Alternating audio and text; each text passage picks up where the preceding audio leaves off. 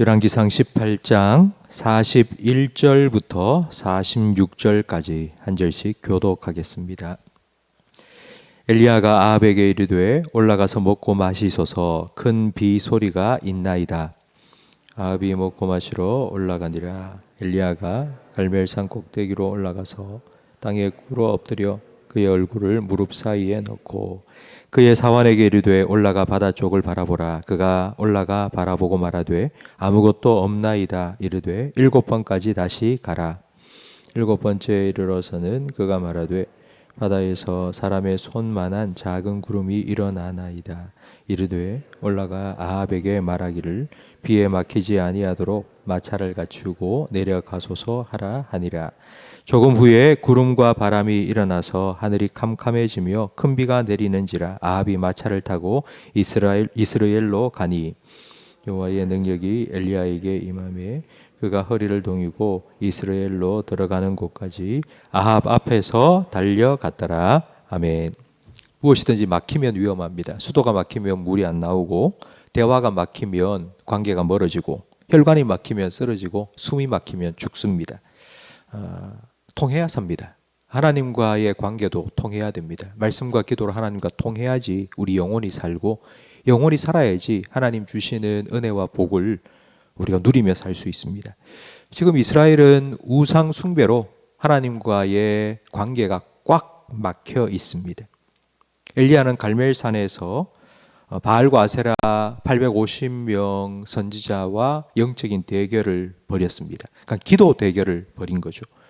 바알과 아세라 선지자는 자기 몸을 찢으며 피를 흘리며 바알에게 기도했고, 그리고 엘리야는 하나님께 엎드려 하나님의 하나님 되심을 나타내 달라고 기도했습니다. 하나님께서는 엘리야의 기도에 응답해 주셔서 불을 내려 물을 부어 놓은 재물을 다 태워 주셨습니다. 그 후에 엘리야는 우상을 섬기는 선지자들 850명을 모두 잡아 죽였습니다. 그리고 난 후에 엘리야는 아합에게 이제 비가 내릴 겁니다. 먹고 마십시오. 하나님께서 막혀있던, 하나님과 이스라엘 사이에 막혀있던 암덩어리가 제거되었으니 이제 하나님께서 주시는 은혜와 복이 흘러 내려올 겁니다. 하나님께서 하늘문을 여시고 큰 비를 내리실 것이니 이제 가서 잔치를 하고 즐기십시오 라고 말했습니다. 엘리야가 이렇게 왕 앞에서 자신만만하게 큰 소리 칠 수 있었던 이유는 하나님께서 약속해 주셨기 때문입니다. 18장 1절 말씀에 보면 많은 날이 지나고 제3년에 여호와의 말씀이 엘리야에게 임하여 이르시되 너는 가서 아합에게 보이라. 내가 비를 지면에 내리리라. 지금 3년 반 동안 비가 한 방울, 이슬 한 방울 내리지 않았습니다. 그런 상황에 하나님께서는 엘리야에게 비를 주겠다고 말씀하셨고, 엘리야는 그 하나님의 말씀을 믿고 아합 왕에게 가서 비가 올 것이라고 담대하게 선포했습니다. 그리고 난 다음 엘리야는 갈멜산 꼭대기에 올라갔습니다. 그리고 기도합니다. 아합 왕에게 이제 비가 곧 올 것이라고 큰 소리를 뻥뻥 쳐놓고 왜 기도하는 걸까요?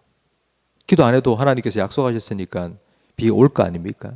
그리고 그 기도하는 자세가 무릎 사이에 땅에 꿇어 엎드려 무릎 사이에 얼굴을 파묻고 7번이나 간절히 계속해서 기도했습니다. 혹시 엘리야가 하나님 말씀을 믿지 못해서 불안했기 때문에 이렇게 기도한 것은 아닐까요? 엘리야가 왜 이렇게 기도했을까요? 두 가지 이유가 있는데, 첫 번째는 바로 엘리야 자기 자신 때문입니다. 조금 전까지 850명의 우상을 섬기는 선지자와 영적 대결에서 대승을 거두었습니다. 하지만 엘리야는 그 승리에 취하지 않았습니다. 아합 왕과 겸상을 하면서 내가 비를 내릴 겁니다. 내가 말하니 비가 곧 올 겁니다. 저만 믿으십시오 라고 말하지 않았습니다. 엘리야는 겸손하게 하나님 앞에 엎드려서 무릎 사이에 얼굴을 파묻고 기도했습니다. 교만의 싹을 아예 싹둑 잘라 버린 것입니다. 42절 말씀에 보면 꼭대기에 올라가서, 그 산 꼭대기에 올라가서 땅에 엎드려 무릎 사이에 얼굴을 파묻고 간절히 기도했습니다. 영적 대승을 거둔 엘리야가 겸손한 마음으로 기도했습니다. 성도 여러분, 잘 될 때나 힘들 때나, 그리고 일이 잘 풀릴 때나 그렇지 않을 때나 언제나 기도의 자리를 지키는 것, 그것이 진정한 승리의 비결입니다.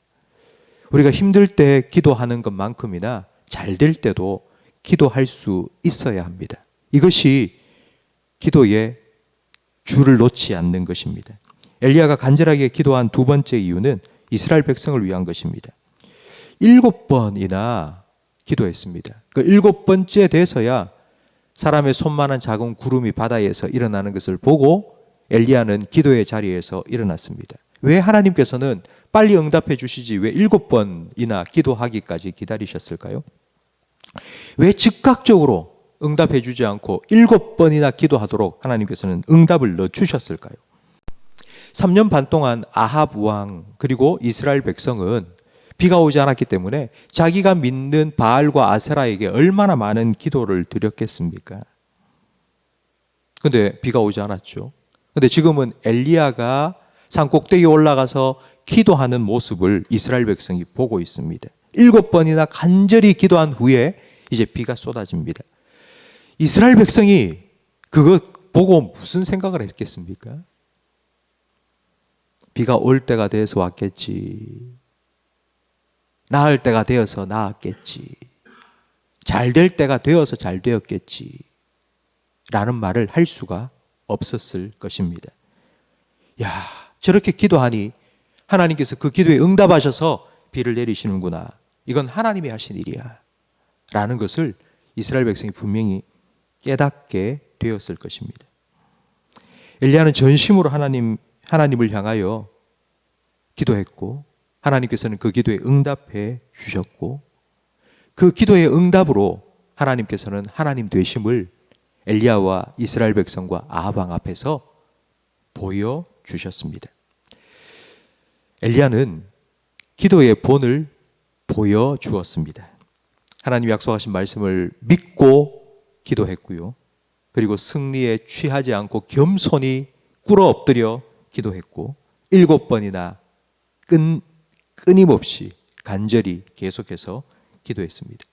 이 기도에 하나님 응답하셨고 하나님께서 비를 내려주셨고 하나님의 하나님 되심을 나타내 주셨고 이스라엘 백성을 통하여 바알을 섬겼던 이스라엘 백성의 입에서 하나님 그가 참 하나님이시라는 고백을 하나님께서는 이끌어내셨습니다.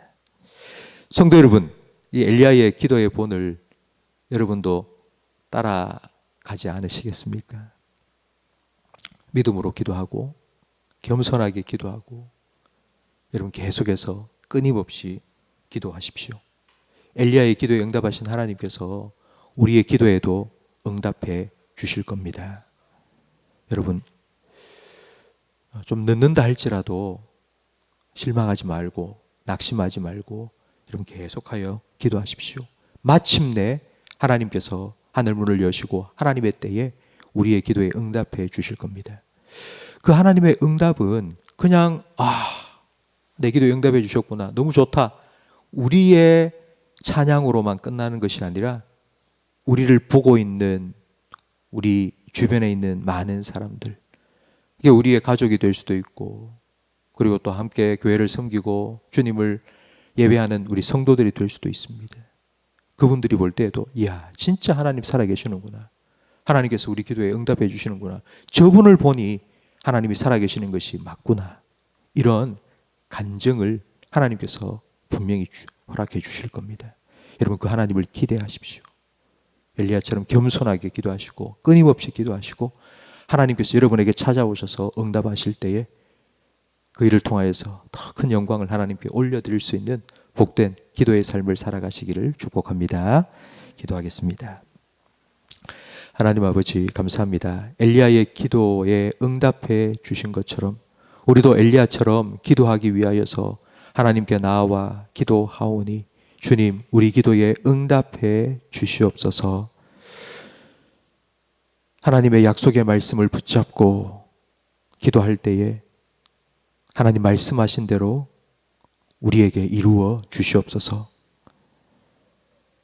겸손하게 무릎 사이에 얼굴을 파묻고 기도한 엘리야처럼 우리도 기도할 때에 하나님의 능력의 손을 우리에게 내밀어 주시고 우리를 붙들어 주시고 우리를 일으켜 주시옵소서.